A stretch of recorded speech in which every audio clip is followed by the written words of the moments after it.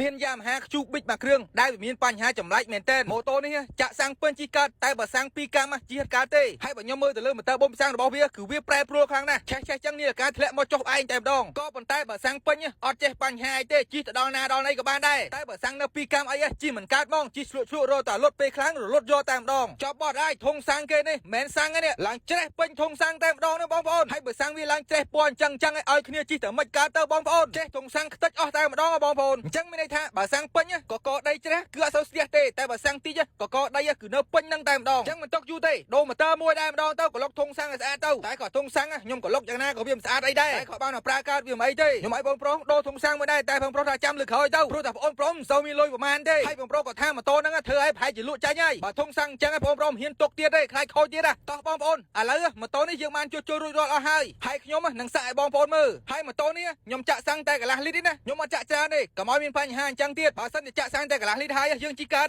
មានន័យថាម៉ូតូនេះលែងអីហើយអញ្ចឹងបងប្អូនអាចមើលកុងទ័រសាំងបានវាលោតហើយមានន័យថាសាំងមានតិចហើយតែខ្ញុំដេកបញ្ឆេះបងប្អូនមើលថាតើម៉ូតូនេះរោដាច់ឬក៏អត់មានអីទៀតបងប្អូនប៉ុណ្ណឹងមិនលុយសុទ្ធអីនិយាយទៅម៉ូតូថាហើយចេះដឹងឲ្យបានលុយហើយជាងដំតើបានលុយល្ងាចហ្នឹងដឹងដាក់អាចាក់ទៀតហើយហើយខ្លាច